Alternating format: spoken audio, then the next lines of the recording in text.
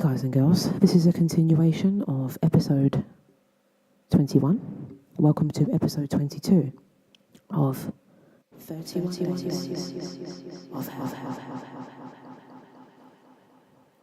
Freaky coincidences that have happened to people in real life. Number 9. 1 year later, her obituary appeared from user Ragged Jagged. My aunt, Dad's sister, died young of cancer on October the 3rd, 2007. When I was a junior in high school, in my senior year, I took advanced art and we were working on clay sculptures one day. At the tables of 4, one person was instructed to go and grab a stack of old newspapers from a cabinet that contained hundreds of old newspapers that the teacher supplied for protecting the tables during projects. Another guy goes to grab the paper and tosses me some for my area of the table. I begin work on my sculpture and realise my materials are on the obituary section. I read over them for a second and see my aunt's obituary right where my hand was.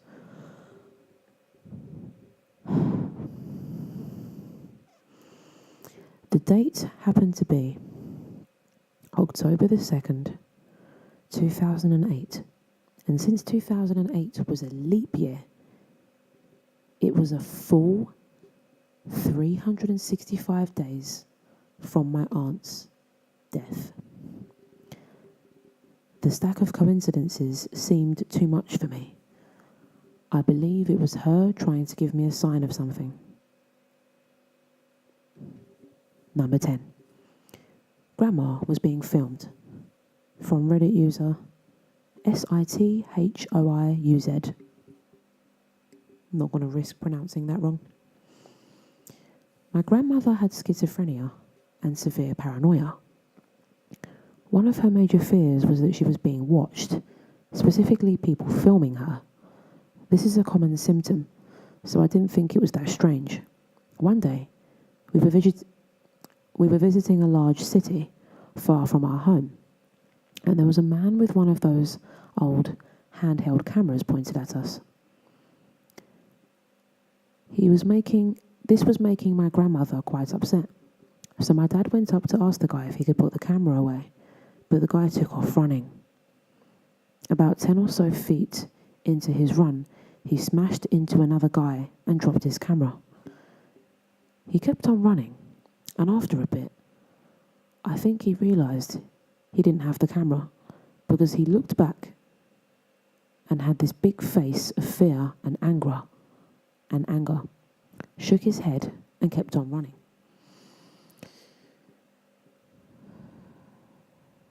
Dad picked up the camera, and on it was 3 to 4 hours of us walking around the city. Only us walking around the city. We never saw the guy again. A few years later, my grandmother died. This isn't the first strange thing that's happened to my family, though. Number 11. It was the same flute. Posted by Reddit user DeliverMe88. Very ironic for this topic. I used to play the flute in elementary school. I put these tie-dye hippie stickers on the case so I could tell it apart from everyone else's and scribbled my name under the velvet liner. I grew bored of it a few years later and let my parents sell it to a family friend. Fast forward 10 years, and I'm over at my boyfriend's parents' house one day. I'm sitting on the couch, and his little sister comes in from school and plops down next to me and shows me her new instrument. Lo and behold, it's my old flute. It still has the stickers. So I pull back the liner, and there is my name. Apparently, they had bought it off someone that lived fairly close to my parents. Well, 5 years, a marriage, And a beautiful baby girl later, we still get to play on it sometimes. Number 12. His wife just happened to answer the phone. Posted by Reddit user God with 2 Ds / or hyphen Mitt Chuck. My wife and her brother were travelling through Europe in the spring of 1986. I was working in California. I knew their itinerary, but did not know exactly where they were. I hadn't talked to them in a couple of days. I got bored, called an overseas operator, and got her to call a payphone outside of Monet's garden in Givney. After about 15 rings, someone finally picked up the phone. It was my wife. Needless to say, it blew both our minds. One of the strangest things that's ever happened to me in my life. At the time, cell phones were still in the distant future, and the operator picked this phone, not me. Because of the itinerary, it was not a total shot in the dark. But the fact that the time and place lined up for the phone to ring will baffle me until the day I die. My wife said she and her brother were walking out of Monet's garden when they heard a payphone start ringing. They ignored it, walked past it, and for some reason, my wife stopped, walked back, and answered it. I have no explanations, just a very strange and cool experience, and a great story. Number 13. A whole bunch of weird coincidences from Reddit user Dorgosaurus Rex. My entire relationship with my boyfriend, he and I are both in college and didn't meet until earlier this year. However, we apparently lived about 15 minutes from each other our whole lives, and he attended the high school I was supposed to go to. I went to a local magnet school sort of thing, which, as it would turn out, he had applied but was not accepted. He and I have a ton of mutual friends from my hometown. One of my best friends from high school is his best friend at college, which is how we finally met. We later found out that his mother and father both went to high school with my father, and mine is still in contact with a lot of his extended family about 30 years later.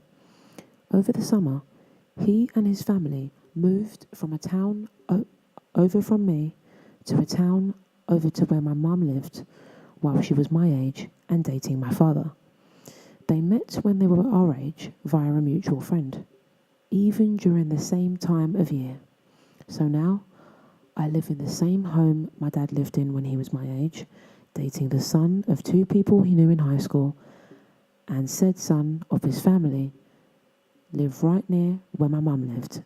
He and I have unknowingly gone on dates to places my parents would go when they were our age. Number 14. The return of the recipe cards. From Reddit user Margarine_man.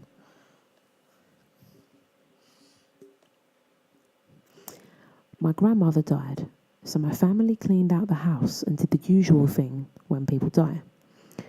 A few years later, my mum, being a crafty lady, went to a crafts store and purchased a pack of papers with different designs on them. Maps, newspaper clippings, etc. One of the papers was a collage of recipe cards. She recognized the writing and recipes. It was my dead grandmother's recipe cards that had been scanned and turned into artsy paper. These were thrown out in garbage bags in Toronto. The paper company was from California. Crazy. Number 15. They shared a moment 5 years prior. From Reddit user, the thing in the bass amp. In high school in LA, I drove a friend down to Dana Point, California, to look at a car sale on Craigslist. At the house of the car owner, I shared a moment with a cute girl living next door via prolonged eye contact as she left her house. Friend bought the car. We left. 5 years later, I moved to South Orange County and take a job near Dana Point and start dating a girl I sort of worked with. We went to her house for the first time. I stopped cold while walking up her driveway as I realised where I was. It was the house. She was the girl. She asked me what was wrong because she could almost literally see my mind exploding. I told her the story and we shared another moment on that same lawn from 5 years before. We're getting married next July. Now for the final story. Number 16. Finally together after many missed chances. Posted by Reddit user Bacon Was Taken. That's unique. My husband and I met in our late 20s. We grew up near each other but went to different high schools and colleges. We were a few years apart and hung with completely different crowds. My parents put in a bid on the house next door to his parents when I was about 11. It fell through and we moved elsewhere. While in college, he travelled to my school to compete in a game. Since it was homecoming, he ended up briefly watching the parade. Out of hundreds of people, he remembers me and telling his friend I was a cool chick. Not only had I been drinking, but I was dressed as a crab and standing next to Ariel from The Little Mermaid. I nearly crapped myself when he told me about watching me dance badly around in the street and take pictures with the little kids. While attending a house party with my now husband, I was looking at pictures on the walls taken at parties his friends had thrown back in high school. I was on one side of a picture and he was on the other side of the big group. I went to about 20 parties back in the day, and I do not remember ever partying anywhere near his area. My husband and I were best friends with a guy and girl who were cousins. We both went to endless family gatherings but never met. We heard stories about each other and had never seen a picture of one another. After 6 years, we finally met and we were an item by the end of the night. And we've been together ever since. And those were 16 stories of creepy coincidences that have happened to people in real life. I hope you all enjoyed that. Some of those gave me very intense goosebumps. So, or as Americans would say, chills. I hope you all enjoyed that, and that concludes episode 23, the beginning of Scorpio season. Of 31 days of hell.